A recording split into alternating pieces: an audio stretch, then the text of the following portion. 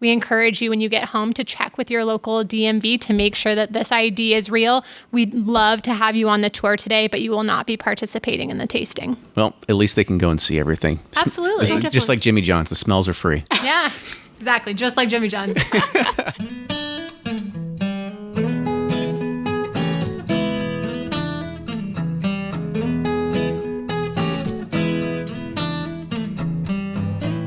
What's going on, everybody? It is episode 232 of Bourbon Pursuit. I'm Kenny, and we've got just a little bit of news to go through. And I think by now, everyone has seen the viral sensation of the girl who made probably the worst old-fashioned of all time. It was originally shot in 2010 by Mahalo.com. It had muddled cherries and oranges, a whole pint of Jim Beam bourbon. I mean, it was bad. But now, Janae Nyberg, the actress on that video, has made a reappearance. The folks over at Jim Beam tracked her down and gave her a shot at redemption. In an Esquire.com article, they talk about how the video started and what she's up to now. Beam gave her a second shot and she nailed it this time, making the perfect old-fashioned. You can watch the original and the new video with the link to Esquire.com in our show notes. The Craft Beverage Modernization and Tax Reform Act is a tax cut for thousands of small distilleries, breweries, and wineries across America, and they take that tax cut to reinvest it back into the distillery to continue to grow it. And it was a steep cut in the federal excise tax on alcoholic beverages. And Congress passed this at the end of 2017 as a part of the Tax Cuts and Jobs Act, and it is now set to expire on December 31st, and legislators have until Friday to extend it. If they don't, distilleries will face a 400% tax increase, with the first payment for many due on January 15th. This has the craft beverage producers scrambling with the thought of potential employee layoffs, or even worse, but maybe even closing their doors. You can read the article posted by Clay Risen on the New York Times with a link in our show notes, and you can also go to spiritsunited.com to sign a petition and help make a difference today. Once again, spiritsunited.com. Heaven Hill is coming out strong with 2 new releases soon. We talked about Larceny Barrel Proof before, and that will start hitting the shelves in January of 2020 with a price point of $50 SRP. And then you have Old Fitzgerald Fall 2019 released that will be the highest age release of this particular expression at 15 years old, and the suggested retail price on that one is $150. And you've heard it from Rackhouse Whiskey Club in the middle of the podcast, but Bardstown Bourbon Company will be releasing their Prisoner collaboration in 13 states starting in 2020. The Prisoner wine collaboration begins with a 9-year-old Tennessee bourbon that the Bardstown Bourbon Company finished for 18 months in the Prisoner French Oak red wine barrels.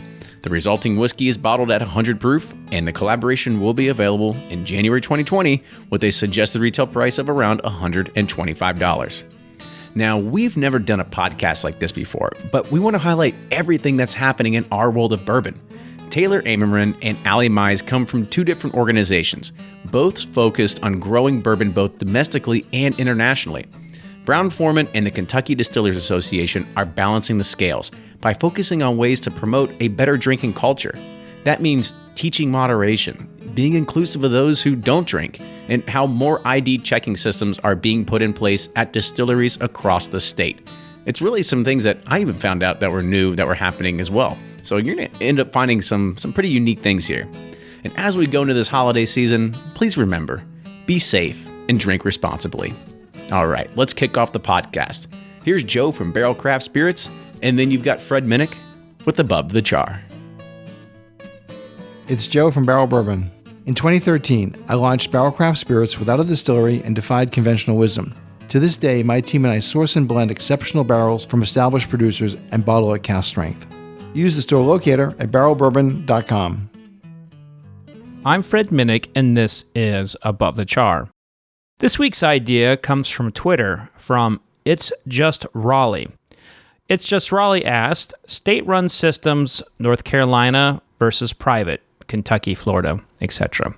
He's basically getting to the question of what is the difference between the state-run systems, like where you have state-run liquor control boards or monopolies, if you will, and the private states that allow liquor stores to come in and be privatized and, individuals or corporations can sell alcohol in a respective package store. And I'll tell you, I'm kind of mixed on this because you get really good data about sales and who's getting what in the control states. So like every year, Pennsylvania, while it is mired with its own problems, they release the number of bottles of Pappy and Buffalo Trace Antique Collection that they get. And that's something that I would love to see broken out from the liquor store side. Now, with that said, they all have these very unique laws. A lot of them have price control in that they will not mark up whiskey above the SRP. That's something you certainly don't see in the private states, which is why you see something like Weller 12-year-old or Elmer T. Lee be $500-$600 when that's far, far above the SRP. Now, one thing that I'm starting to hear about control states is that they are cracking down on private barrels. So this is something I'm still looking into. And if you're having some problems with this, please feel free to reach out to me as I, further investigate it. But what's happening is some of these control states are looking at bourbon clubs as competition to their own single barrel programs. And so they're starting to put restrictions and rules on clubs that you don't see in private states. And I don't think I like that very much. But at the end of the day, the entire system of selling alcohol is beyond broken. I mean, we're still dealing with laws that were established for the most part in the 1930s. You're only just now peeling away, a lot of these blue laws in some states. So for the past decade, the lawmakers in places like Alabama, Texas, and Kentucky have done a very good job of getting rid of a lot of stupid laws. But the fact is, many of them are still there. And it probably won't be in my lifetime, but at some point, we will have a more cohesive alcohol system. But again, it won't be in my lifetime. And that's this week's Above the Char. Hey, if you want to be like, it's just Raleigh, hit me up on Twitter or Instagram at Fred Minnick. That's at Fred Minnick. Until next week, cheers. Welcome back to the episode of Bourbon Pursuit, the official podcast of bourbon. Kenny here today, riding solo, but talking about a topic that we typically would never have thought of. We're all about brands, master distillers, distilling techniques, social, the culture of bourbon and stuff like that. But there is one aspect of it I think that gets overlooked, and that is knowing your limits, knowing when not to drive. You got to know these types of things of making sure that you are being a good citizen, a good consumer of the brown water at the end of the day.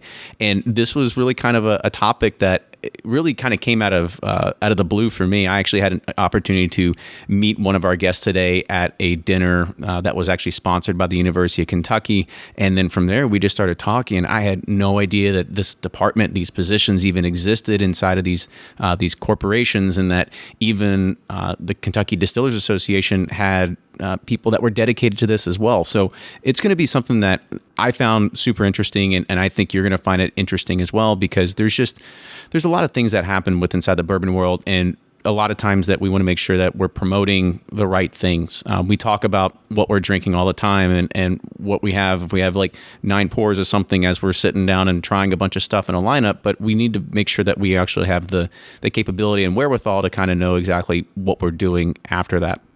So today on the show, I want to be able to introduce 2 of our guests. So we have Taylor Amerman. Taylor is the Global Alcohol Responsibility Manager for Brown-Forman Corporation, and Ali Mize, the Director of Social Responsibility for the Kentucky Distillers Association. So ladies, welcome to the show.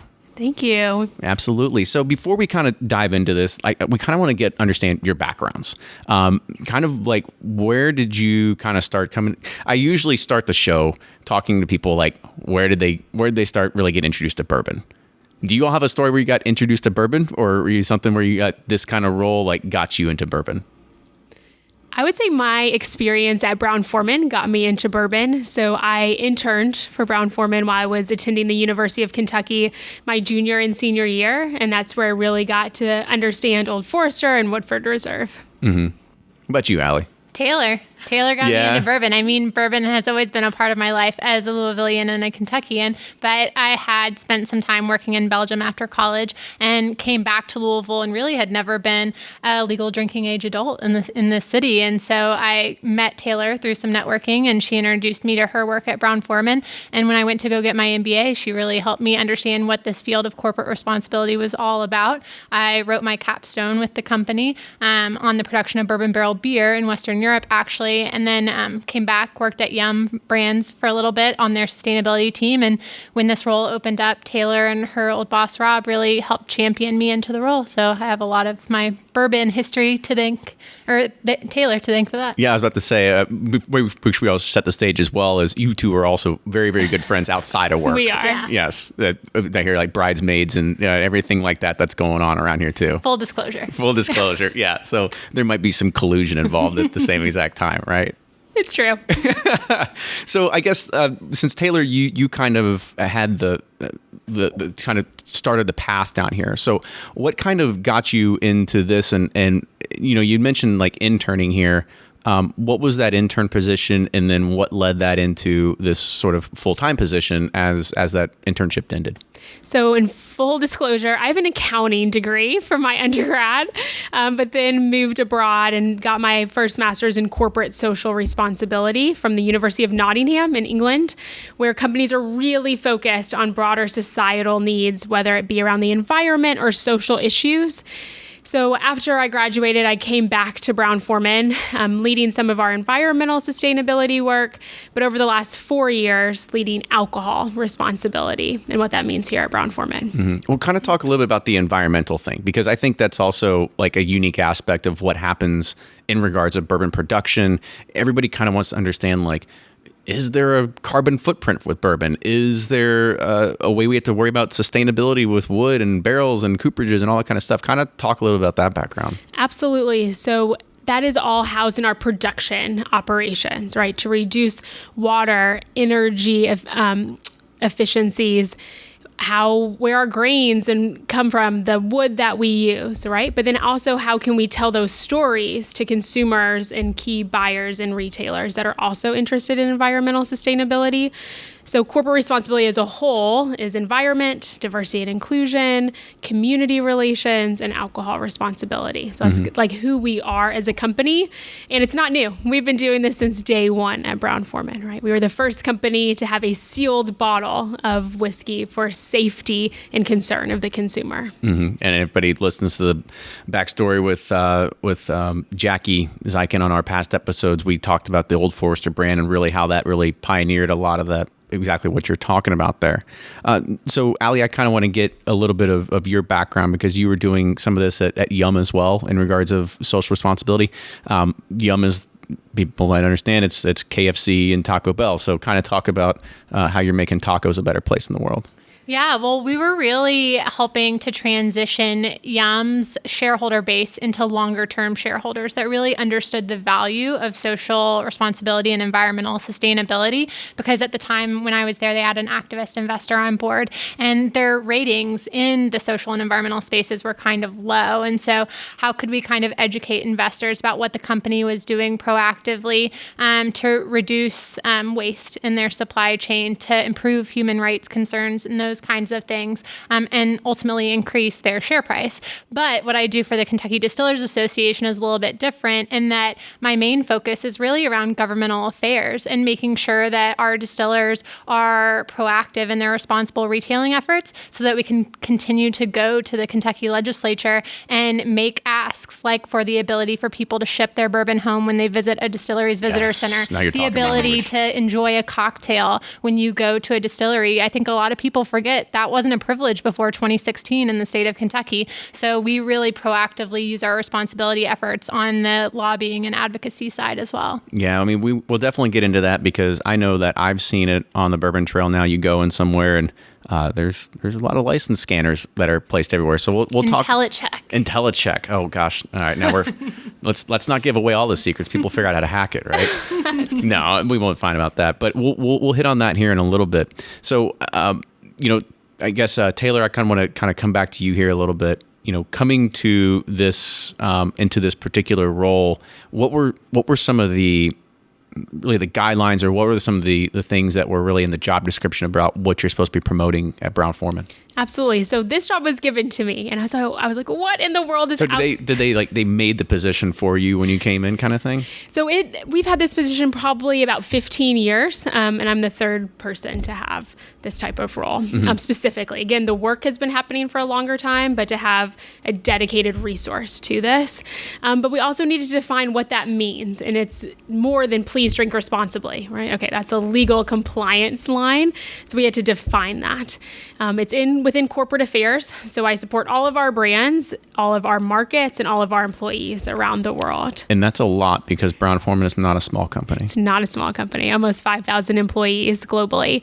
And we believe it has to start with us, right? If our vision is to create a responsible drinking culture, it has to start with our internal culture here at Brown-Forman. So our employees understand what those behaviors and expectations, that if they do choose to drink, it is in moderation, but we also respect the choice not to drink here as well. 30% of Americans don't drink alcohol, and that is adults, doesn't include the kids. So 30% of adults don't drink alcohol.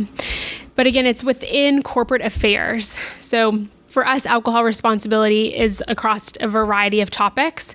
So not surprising is preventing underage access and consumption, just like we mentioned with ID scanners, preventing drunk driving, so our partnerships with Lyft and Uber and taxi companies. But a few that make us a bit different are supporting addiction recovery. We do a lot that addresses sexual assault and harassment, and respecting the choice not to drink. Wow. Okay, we're going to touch on each one of those a little bit, because I'm a big fan of Uber. So we kind of wanted to start here talking with Ali first, because, as you were kind of saying that before we started recording here, that Ali's role is sort of like an umbrella across a lot of Kentucky and bourbon and stuff like that. So Ali, kind of give us an idea of like what the job description is, and sort of what you all are doing and putting measures in place to make sure that people are trying to do a lot more socially responsible actions. Sure. Well, I've learned a lot from Taylor and Brown-Forman, and so a lot of my job at the Kentucky Distillers Association is taking best practices from companies like Brown-Forman and Beam Suntory and Diageo that are kind of leading in this space, and raise up the next generation of micro distillers to have the same practices. And so we're all about collective responsibility. And I think that comes through in a few different ways. One is establishing best practices so that distillers know practically what it means to embed alcohol responsibility into their day-to-day operations, whether that be manufacturing, marketing, tourism, any of it. And so we have a series of very simple checklists about what things you can do in your ticketing, in your gift shop, in your tour talking points, to incorporate those aspects. And then we build data-driven partnerships to kind of bring those best practices to life. So partnering with Intellicheck's Age ID solution to make sure that tour operators have a chance to scan IDs, authenticate that they are real, and prevent underage access to alcohol. And we've caught over 500 fake IDs at distilleries since that program has been implemented. So it's super practical. Or we work a lot with the Mocktail Project to increase non-alcoholic drink menus across the state. And so helping get our distilleries involved in that program, particularly through a campaign we run each October called Mocktober, that's really used as a period after Bourbon Heritage Month, when everyone is kind of worn out, to say, let's take a week and relax. We need to break off. Yeah. And learn what options exist in terms of zero proof cocktails. We work with Better Drinking Culture on an auditing program that holds our distilleries accountable to the best practices. So if they want an outside consultant kind of figure to come in and really check and say, here are the ones you're upholding, here's some areas where you're struggling, we have some resources to help you with that. That partnership's in place. And then we work a lot with Lyft and other transportation providers like Mint Julep Tours, R&R Limo, to really make sure that people don't make the choice to drink and drive. So partnerships. And then I would say the last aspect is really raising awareness of the industry's commitment and actual programming amongst legislators, tourism partners, and the consumers, and making sure that we get that story across. So best practices, partnerships, awareness raising, media campaigns. So let's dive into some of these a little bit deeper here, because you talked about some good points, and I actually, this is a very recent memory of mine, going to Four Roses and actually doing a barrel pick. They said, hey, we need everybody's IDs, and we're like, we didn't do this 6 months ago. What are you talking about? And yeah, so Mandy was there. She scanned all of our IDs to make sure everybody's, over 21. I guess, so first off, it's really cool to see that IntelliCheck is working. I think it's very ballsy of somebody that's under 21 to go into a distillery and try to buy a bottle. I mean, you would think that would be something that we are all under 21 at some point, but you'd think they'd be like, yeah, I'll just go to like the corner store, the corner market. I'm not going to go to a gift shop to go do something like this. Sometimes they just want the experience with their friends, though. If you think about it, they're not always trying to buy the bottle. Sometimes they're trying to get on the tour and have the tasting and have that experience with their friends. So I think that's where we see it more so than in the gift shops with bottle purchases. But you're right. It is surprising that there have been over 500 fake IDs caught on the bourbon trail. And I think it's really educated the distilleries in the industry, too, that, hey, this is such a necessary tool. It started with just a few distilleries adopting it and bringing it to the attention of the group that this was an option and something that we should pursue as an industry. And what we did was really work with 3 different ID authentication providers to test the state's best fake IDs. So we partnered with Alcohol Beverage Control, got their best fakes, and really checked them on all the different systems. And IntelliCheck every time, hands down, came up as the best system. And so over time, we've had more and more distilleries come on board to the point where there are 28 distilleries across the state using this technology. And it's great because it sends a consistent message, right? It's not one distillery doing it over here and then the next place doesn't do it and all of a sudden someone gets angry that they were asked for it at the other location. It's really about providing a consistent consumer experience along the Kentucky Bourbon Trail and craft tour. And so a lot of other cool things to note are that we have Louisville ABC enforcement officers using the same ID checking technology when they're going to do their spot checks at Louisville retailers, when they're going to your corner liquor store to make sure they're not serving minors and they know that store has an issue. They're showing them the technology that Kentucky distilleries use and recommending that person adopt it. So that's a really cool case study of where industry has actually influenced government and regulation. And I think we're really excited about it. If you were at Forecastle about 2 weeks ago, you'd also notice that all of their beer serving stations use IntelliCheck as well. So it's definitely a resource that we promote to our partners across the state. Oh, it's good. I'm glad to see that technology is working in the favor for this as well. I'm assuming that if somebody does scan a fake ID, they're not like, here, go try again at the next place. They're probably taking it, right? So it's actually illegal to be in possession of a fake ID in the state of Kentucky, even if you are a distillery confiscating it from a guest. So generally, the protocol that we've trained the distillery employees to say is, we've been alerted to a problem with your ID based on our IntelliCheck system. We encourage you when you get home to check with your local DMV to make sure that this ID is real. We'd love to have you on the tour today, but you will not be participating in the tasting. Well, at least they can go and see everything. Absolutely. Just like Jimmy John's, the smells are free. Yeah. Exactly, just like Jimmy John's. So I kind of want to talk about the IntelliCheck thing a little more because this is something that is becoming pretty ubiquitous as you are going down the Bourbon Trail. And I think this is also something that maybe our listeners want to know is it tracking you as you are going to every single distillery? Like, is it say like, oh, sorry, you've done 3 today, we're capping you there? Like, is there some sort of tracking mechanism that's involved with it too? Yeah, so that's a really interesting question. I think that we have the capability to add that functionality in the future. Right now, we're just focused on making sure IDs get scanned and that no one underage has access to alcohol. I was going to say, Ali is your next big brother here. That's what it is. The technology does have the ability to store some demographic information, no personal identifying information. So it's not going to store your name, for instance, but it could store that a male who is your age from this state visited the distillery on this day and time. And so what that does, especially our craft distilleries, it helps them understand the demographic of their consumers better. And if they know that they had a ton of visitors from the state of Michigan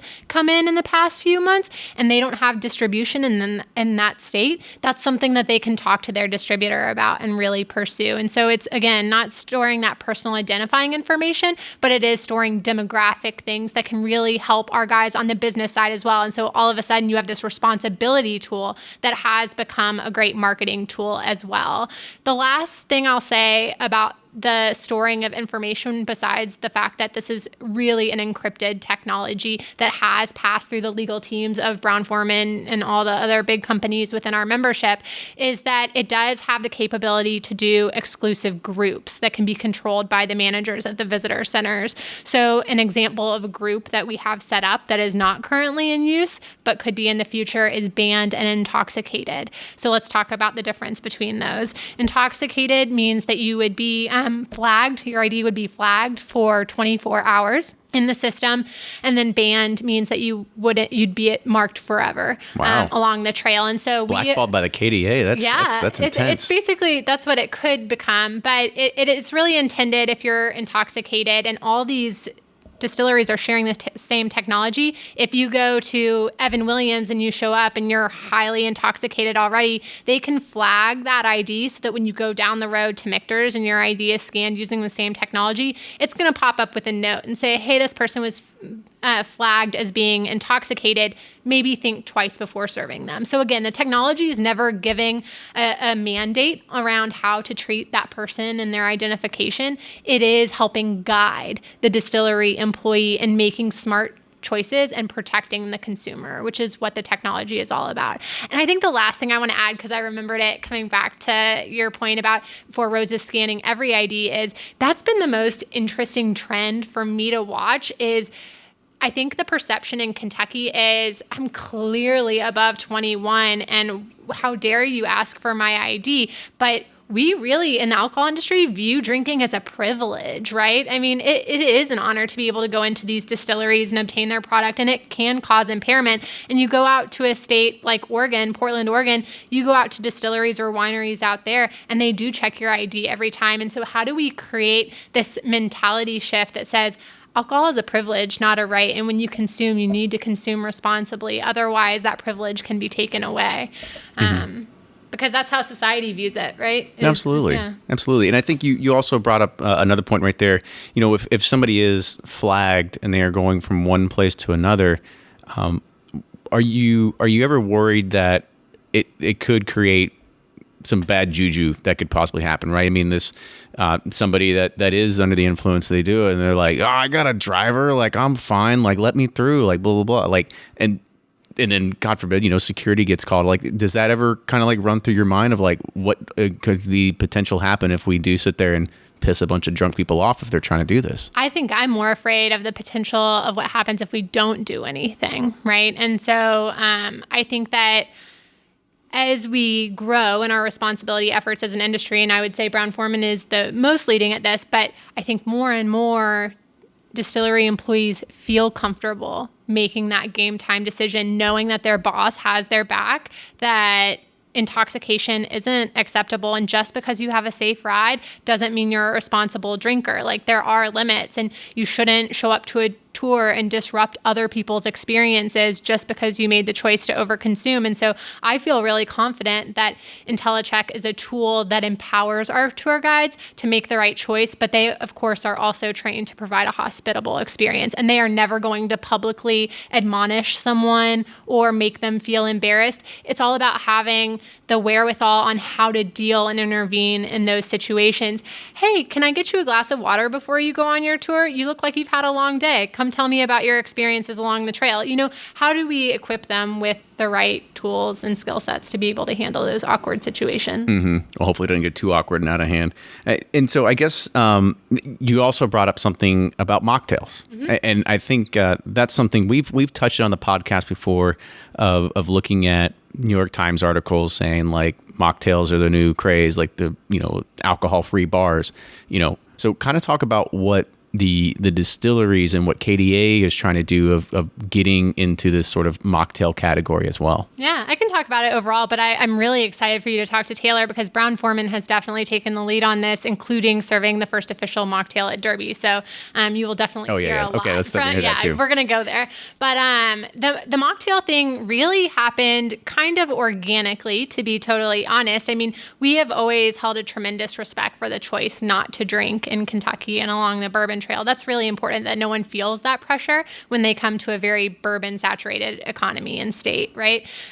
But the way that happened was we were at a local art festival and met a gentleman by the name of Jesse Hawkins, who himself has made the choice not to drink and has been sober for a few years now. And he had started a movement back in 2016 called the Mocktail Project. And when Taylor and I encountered Jesse for the first time, he was still very, very grassroots, and which was exciting because we were still figuring out what it looked like to tangibly communicate about this respect for the choice not to drink too. And so Jesse really started sharing his story with our distilleries. We gave him a grant to really grow the Mocktail Project and take these kits to bars and restaurants and say, are you willing to add a mocktail to your menu, put a sticker on your front door that indicates that you have that option available so that people who choose not to drink, whether they are in recovery or maybe you're just an expecting mom, or maybe you plan to stay out for 5 hours this Friday night and you just know that you'll be on the floor if you drink bourbon the whole time and you want something to help you pace. There are so many reasons, but that sticker and that emblem would help people identify the establishments that cared about protecting their health.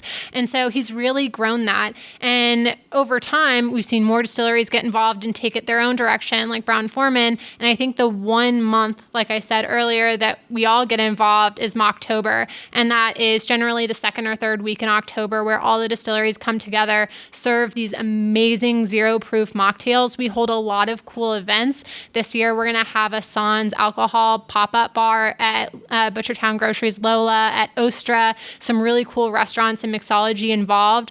And we're also taking it a step further on the addiction recovery side too. So this year, the official mocktails, one will be named after Jesse, but one will be named after a woman at Volunteers of America's Mid-States Freedom House program. And so every one Wednesday a month, every month, Volunteers of America brings in local chefs for a chop and chat at their Freedom House Recovery Center for women who may be expecting children during the recovery process. And they teach them healthy cooking, healthy living skills.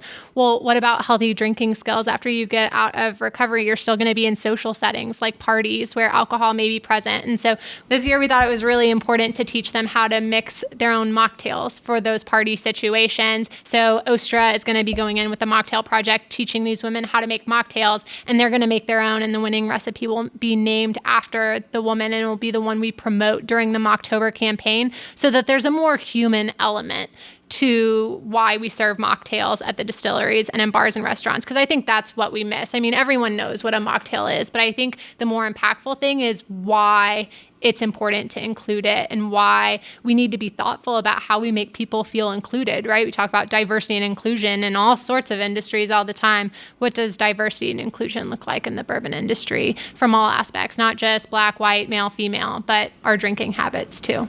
I got you. Yeah, that's good. And by the way, I love Ostra. It's one of my favorite restaurants here in town. Yeah, I love the churros for dessert. We'll talk about that afterwards. But so Taylor, I know me and Ali, we've been going. Ali's hogged a lot of the airtime here. I love it. She's killing it. So kind of talk about really what Brown-Forman's doing in this mocktail category. Absolutely. So, we are deeply committed to it. We have employees who choose not to drink. We have board members.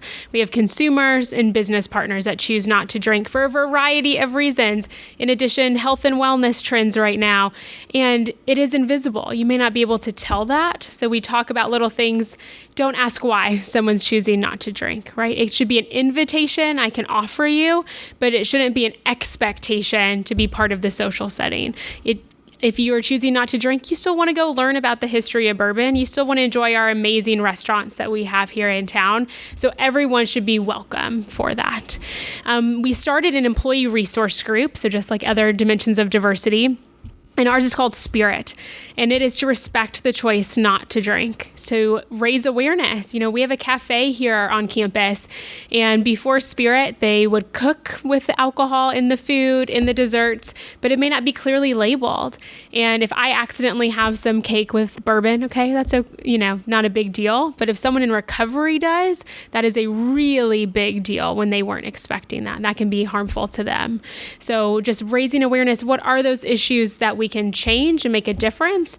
And again, welcome them to Brown-Forman as employees and guests. So talk about what you were doing during Derby. With a career as a master distiller spanning almost 50 years, as well as a Kentucky Bourbon Hall of Famer and having over 100 million people taste his products, Steve Nally is a legend of bourbon who for years made Maker's Mark with expertise and precision. His latest project is with Bardstown Bourbon Company, a state-of-the-art distillery in the heart of the bourbon capital of the world. They're known for their popular Fusion series. However, they're adding something new in 2020 with a release named The Prisoner. It starts as a 9-year-old Tennessee bourbon that is then finished in The Prisoner Wine Company's French oak barrels for 18 months. The good news is you don't have to wait till next year to try it. Steve and the team at Bardstown Bourbon Company have teamed up with Rack House Whiskey Club. Rack House Whiskey Club is a Whiskey of the Month club on a mission to uncover the best flavors and stories that craft distilleries across the U.S. have to offer. Their December box features a full-size bottle of Bardstown's Fusion series and a 200 milliliter bottle of The Prisoner. There's also some cool merch inside, and as always, with this membership, shipping is free. Get your hands on some early release Bardstown bourbon by signing up at rackhousewhiskeyclub.com. Use code PURSUIT for $25 off your first box. To talk about what you were doing during Derby, Yeah. right? Because I think that's something that's interesting. Because it's, I think, as Ali had said, this is the first year that you all had actually done a mocktail project for Derby, which anybody, I don't think it goes without saying, like, Derby is exactly that. It's the mint juleps, it's the lilies, it's the whole experience, and most of the time, yes, it does involve liquor, Of right? course. But kind of talk about what you all are doing. Yeah, so we are proud to be the official bourbon of the Kentucky Derby with Woodford Reserve and Old Forester. And that's wonderful to have those products there. And it's a Kentucky moment for all Kentuckians. But if you are one of those 30% who choose not to drink, you also want something in your hand that is more than a Diet Coke or a bottle of water, right? So how can we provide an elevated experience that everyone can cheers during my old Kentucky home? So this year we worked with Churchill Downs and Jesse, that Ali mentioned, with the mocktail project to serve the first official Kentucky Derby mocktail. So Jesse was on site serving that. What did it consist of? Do you remember? Yeah, I think it was lemonade and cranberry. Yeah. Well, That's great. That's a pretty easy ratio. I mean, because I've seen, when they talk about these mocktail bars, you're talking like drinks of upwards of like $8, $10, $12 for stuff, and there's no spirit in it. So it's like I hope they're like fresh pressing carrots back there or something to make this really like go into it. Well, we do talk about its high margin for accounts, and that should be another reason that they have them on their menu. So not only for being inclusive and show their values, but it's good for business as well. Oh, see, there you go. We know that. And Taylor's being modest in that Brown-Forman Taylor, sends quit being so Jesse- modest. I know, you need to talk more. I'm going to talk for you. They send Jesse all over the place to all these different industry events like Whiskey Fest and all these things where he's really influencing trends because he's involved in industry conversations with the Brown-Forman backing. And so you should feel, that's a big deal that you have Whiskey Fest with the Mocktail Project. I mean, let's talk about that. Totally. So the 4 that were around the country, Jesse went and served mocktails.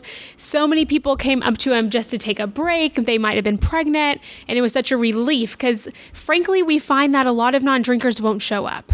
Right? I don't even want to go there. I'm not going to be there. I don't want to deal with it. I don't want to get asked why 100 times. I'm not going. So he provides a safe alternative that looks beautiful. It's in the same glassware that everyone else does and just helps them fit in.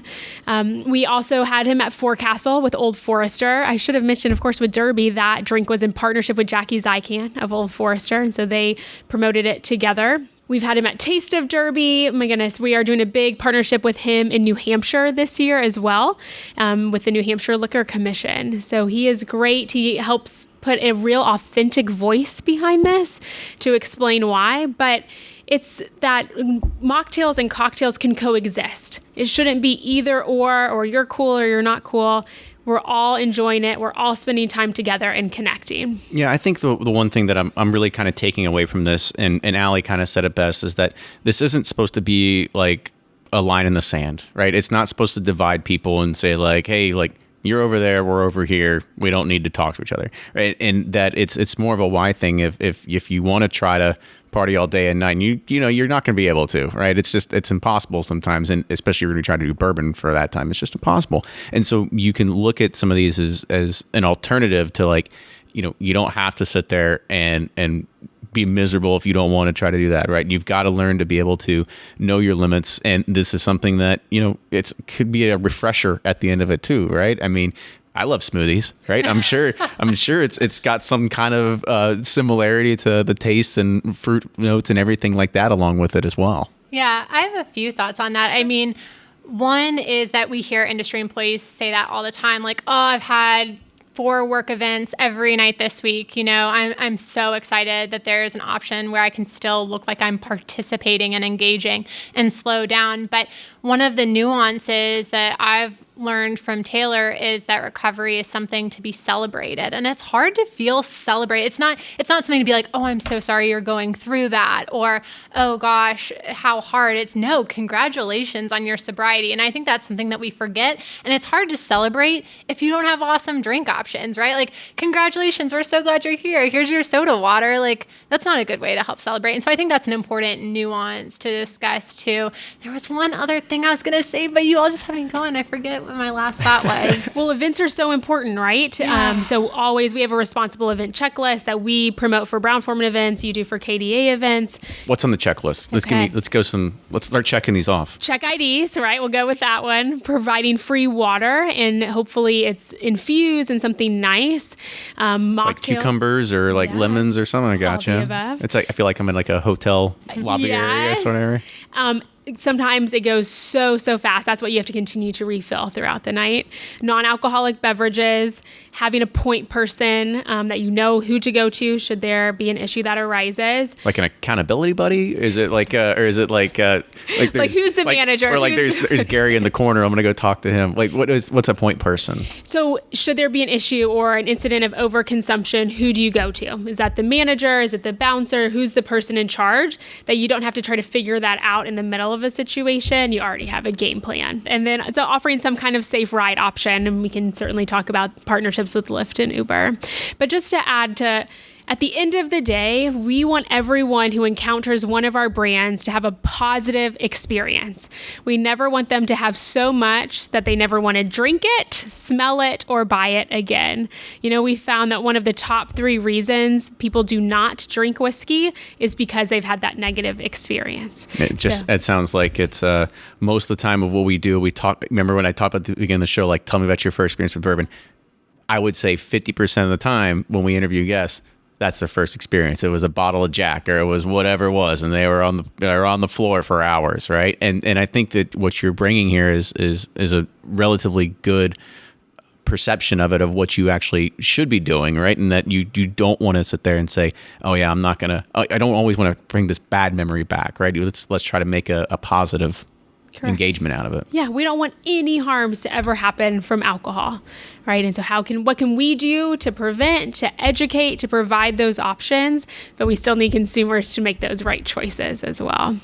But we're not anti-sales, right? We're in the industry. We want to promote these products as being well crafted, something to sip, to enjoy, to savor it, not to just escape. Mm-hmm. And I think you also bring up a pretty good point of being able to give our listeners this sort of background where they might have significant others that don't share their same passion, right? If they're listening to this, they are the 1%ers of bourbon, right? They're the bourbon nerds that are out there. Thank you. We appreciate it. Yeah. And now that if they're significant other, they don't have to feel so bad, right? You all are actually trying to create a different kind of culture that's just not all whiskey, right? That it's beyond that. Yeah, so should we talk about kids for a second? Because sure. The number one factor of kids' drinking behavior is parents, right? They're seeing how you talk about it, how you enjoy it. They are watching, right? So that's the number one. In addition, the earlier someone tries, the more likely they are to become addicted. So having that conversation early and often with your kids is so important. So of course, in middle school and high school, it is talking about alcohol directly, but even younger, you want to build those resiliency factors in your kids, getting them to focus on protective factors, not risk factors that might be within their family. But acknowledging it and talking about it is so critically important. I think that brings up, kind of almost hits home a little bit for me. Most of our listeners, of course, a lot of them probably have kids, and they see the upteen, the hundreds of bottles that we all have. And my daughter plays a joke with me. people would say like, oh, look behind you, there's Elvis, and you turn around.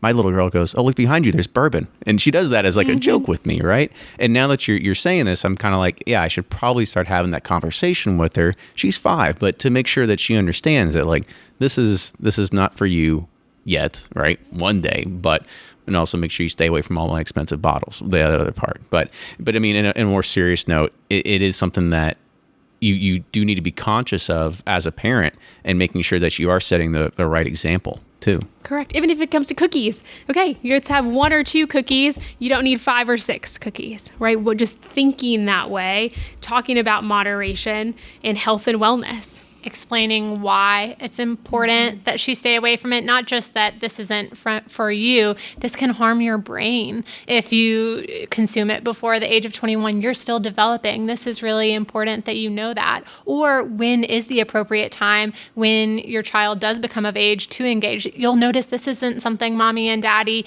do to cope with problems. This is something that we enjoy, we respect as a craft, and we use it in our celebratory moments. So even having that conversation when they are getting toward drinking age of when to engage with alcohol in the appropriate way, because I think a lot of people in our society use alcohol as a coping mechanism, and that's definitely not the best way to see it enjoyed.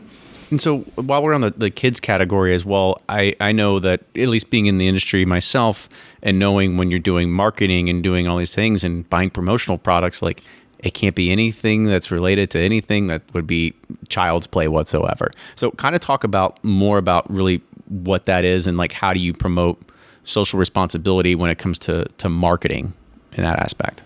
So first, there are industry standards, right, through DISCUS that we are all compliant of and then exceed in many ways.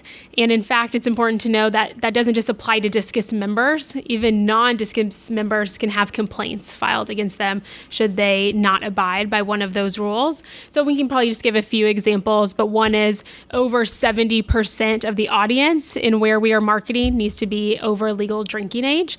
At Brown-Forman, we regularly exceed that 80-90% of markets. So whether or not that's on podcasts or digital, Facebook, social media, commercials, that's important to us. But I know Ali deals a lot with point of sale.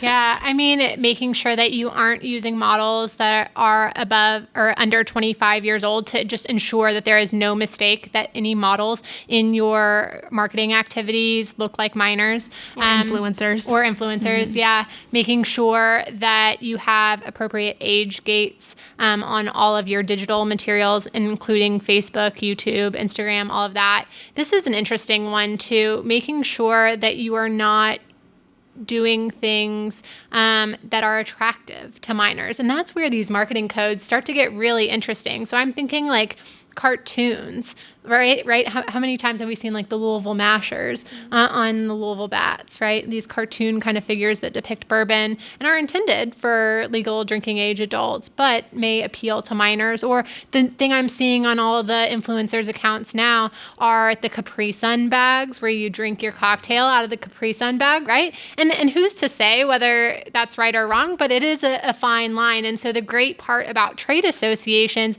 and approaching alcohol responsibility collectively is that we provide a forum for our members to come together and discuss these things openly or not openly. Sometimes we have had members come to us in the past and be like, I have a real problem with the ad that our colleague X put out. Can you go have a conversation with them and kind of get some background? I don't think it's appropriate for me as an industry competitor to have that conversation, but I'd really like it made known to them that we didn't really love that ad and think it could be noticed negatively by a legislator or an industry official. It reminds me of, I think it was over a year or two now, there used to be an Instagram account called Scotch Trooper. And what he would do is he would actually utilize stormtrooper figurines in pictures with scotch. And I mean, it was crazy. He had like almost 100,000 followers on Instagram. It was huge. And then, lawsuits and everything kind of came crashing down on him. It wasn't from George Lucas or anything. It was actually from the spirits industry, right? So he lost all of his sponsorships. He lost everything from that point.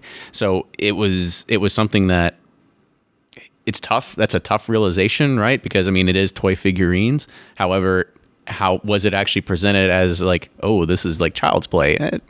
here or there, right? However, you also had mentioned something. So anybody that's out there that doesn't know, so Discus is an organization. You can Google it, DISCUS. They've got all the rules and regulations on what it is to actually be, I guess, marketing responsibly and stuff like that. I remember we had to go through it just for the podcast to be able to make sure that we were complying with a lot of the regulations of, as you said, adding the age gate to the website, making sure that we do basically a survey of our audience and making sure that, we have to be like 79.8% positive that everybody listening is over. Do you know where that number comes from? Taylor said it correctly. It's 70.6, but it's 70.6. Okay. That's the percentage of the U.S. population statistically that's considered to be a legal drinking age adult according to the U.S. Census. So that number isn't arbitrary. It's designed to reflect the adult population in the U.S., which is cool to know. So it's larger than the sample size, right? It is the population of the U.S. So yeah, see, that was one thing I remember going through and doing that to make sure that we had all of our ducks in a row. We were trying to find the right people and stuff like that to make sure that we comply with all the guidelines that are set out there. So it is good to see that. We've actually, thank you. Yeah. I mean, we've actually encouraged other bloggers and stuff that follow along with us. They started adding age gates. They started doing that because they're like, why do you have that? I'm like, here, go read the PDF. It's long. Start now. Correct. Yeah. But bourbon lovers should care about that because it protects the industry that they love from overregulation. So if you want good access to bourbon, you should be the biggest responsibility advocate out there, because the minute the industry starts to misbehave is the minute that regulators start to take away some of the privileges that bourbon lovers so much enjoy when they come to Kentucky. Yeah, I was about to think of, because you're starting to jog my memory again about the Four Roses, the barrel pick and stuff like that. And really, if that system is not in place and something bad does happen, it could potentially change exactly what bourbon lovers, what we enjoy, what we get to go do in barrel picks. That it's not going to be the same experience anymore. Some things will change, right? And so everything that's being implemented is being done with a very specific purpose to actually help the broader community. Maybe at first it might seem like, the man's coming down on us, but it's not supposed to be like that.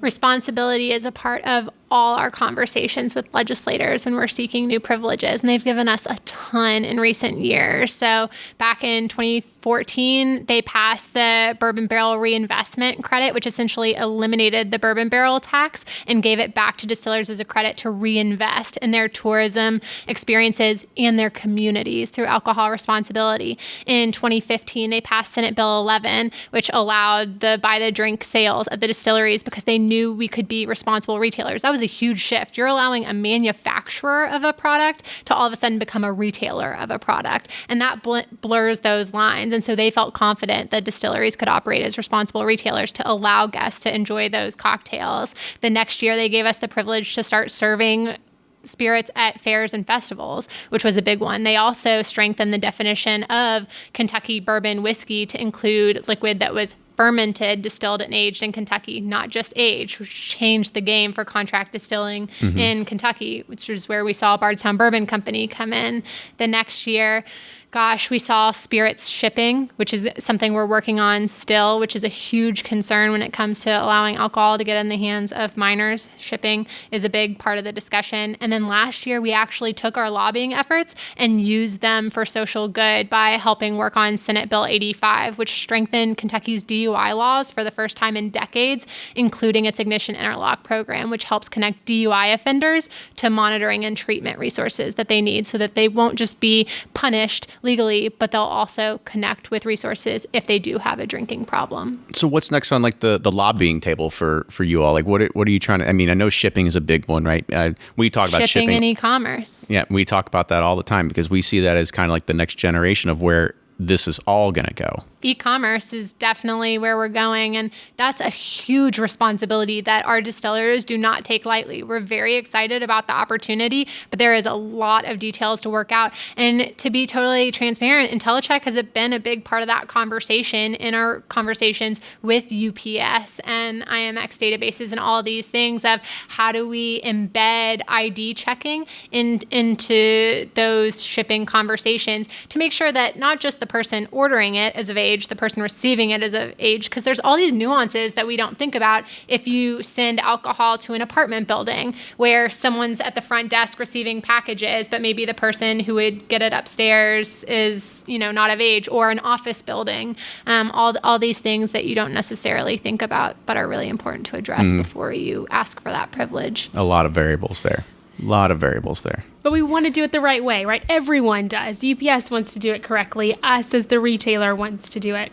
But how can we work together and collaborate? And I hope you have seen today that it's not just an Old Forester or Woodford issue. It is an industry. And so how can we as an industry come together for collective impact to address some of these big topics? Mm-hmm. We talked about Uber and Lyft. We want to talk about that too. So let's talk about ride sharing, because that was, we see it all the time. It'll come up in the app. There's promotional things that come out when it's Bourbon Fest time or anything like that. And they'll say, hey, $50 off your sign up or whatever it is. So kind of talk about what kind of relationships you all are building there. So first, it starts with us. So we have a policy that employees can have a safe ride at any time, personal or from a work event, should they need it. But that is never a green light to overconsume. So it's always that moderation is expected if they choose to drink, but we want them to have access. And they can use Uber, Lyft, taxis, whatever's most convenient and economical for them. But then we also provide discount codes at our events. So you all can do this too. It's uber.com/events, and you can create it whether or not you're hosting a holiday party, a New Year's Eve party, St. Patrick's Day, whatever it might be. You can create safe rides for your guests. I didn't know that. Yes. There you go. And then Ali has a huge partnership with Lyft. Yeah, we've really loved working with Lyft specifically. We have found them to be a very engaging partner. Our values align with them, and they've invested a lot in the state of Kentucky. So it started along the rural communities in Kentucky Bourbon Trail.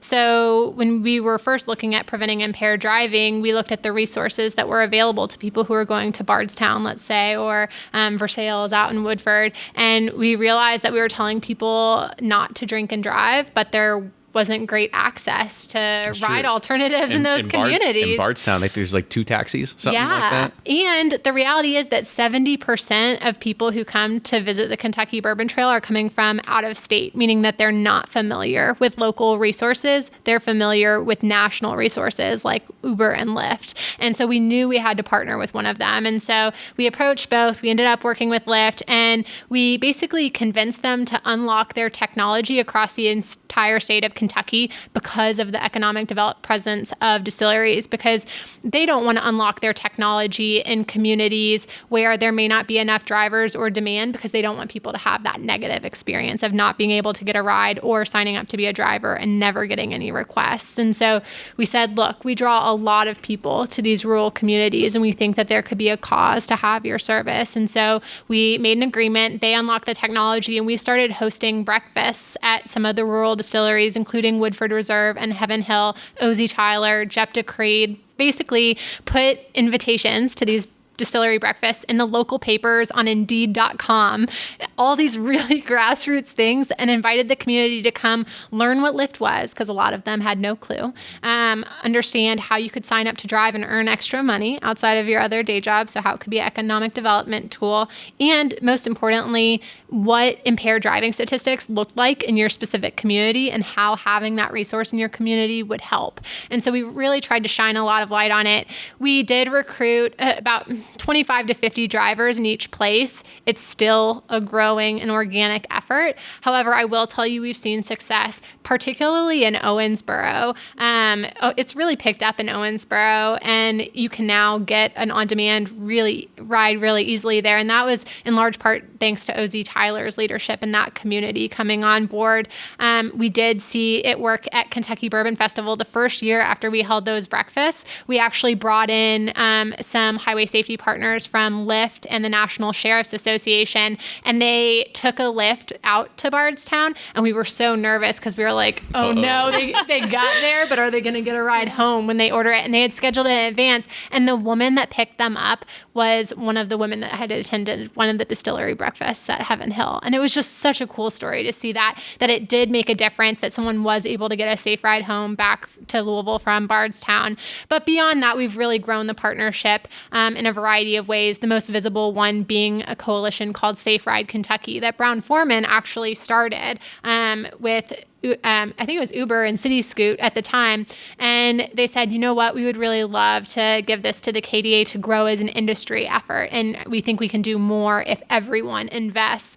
And so the KDA took it over and we started inviting other community partners to come on board and donate. And now we give away $10,000 to $20,000 in free safe rides on 5 key holidays whenever the Kentucky Office of Highway Safety runs its Drive Sober or Get Pulled Over program. So that's going to be St. Patrick's Day, 4th of July, Labor Day, the night before Thanksgiving, and then the 2 weeks between Christmas and New Year's Eve. But Lyft traditionally has basically given us an investment match. So whenever we put in $10,000, they've put in $10,000 in free rides, which has been huge for the state of Kentucky to have a national resource like that invest in our communities.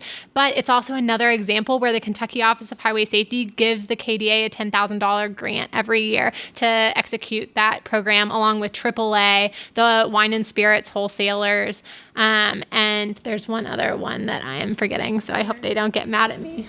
Beer? Yeah, the beer guys have helped out a little bit. But it's just been awesome to watch government support industry efforts and be like, you know what, you all are actually doing it the right way. We want to get involved. And together we've given about 8,000 free rides over the span of 9 campaigns. We've attracted 500 new users to the Lyft platform here in the state of Kentucky. So people who didn't have the app on their phone before, but now have it in case they want to order a free ride.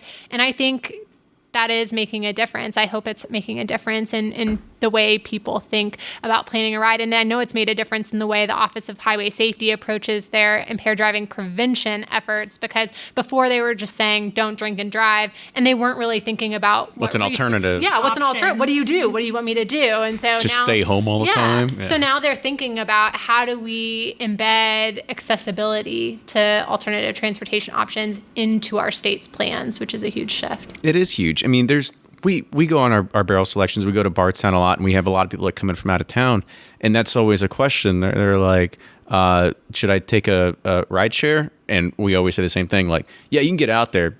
I don't know how you're going to get back. And so we always try to figure out how we can carpool and whatnot and sort of stuff like that. But it's good to kind of know that this is the impact that you're all having, and that this is something that I can now use that as a resource and say, yeah, you can try. I think it's growing, and make sure you schedule it ahead of time, right? And you can probably get a ride, and it's, I think, probably pretty good, reasonable prices. I mean, a trip from Bardstown back to Louisville might be like $30 or $40, but hey, it's better than trying to drive yourself. That's for sure. Plan ahead is what we want everyone to do before you start going out or do your event or go to a distillery. Know your plan. Mm-hmm. So Ali and Taylor, I want to say thank you so much for coming on the show today. This was a pleasure to really kind of understand exactly what it is that you all are trying to do. And I guess I'm going to give you the opportunity to do just one thing top of mind. Like, what do you want our listeners to leave with?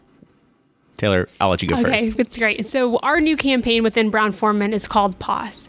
We just want people to be mindful and intentional when they choose to drink. So pause before you grab your car keys. Should I drive or should I take a safe ride? Pause before you order another drink. Pause and have some water, to have some food.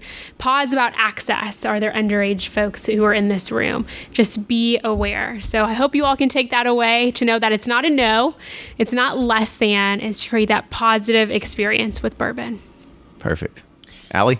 And as you see from the cover page of our new responsibility report behind us, it's all about crafting a better drinking culture and having a conversation about what that means. And so there is no right or wrong answer necessarily. It is about talking about the vulnerable and awkward situations that sometimes come up when you're drinking and working through that together so that you have the most awesome time possible when you're enjoying your good Kentucky bourbon. So I think our ask to people is just to have that conversation about what it means to you. What does alcohol responsibility mean?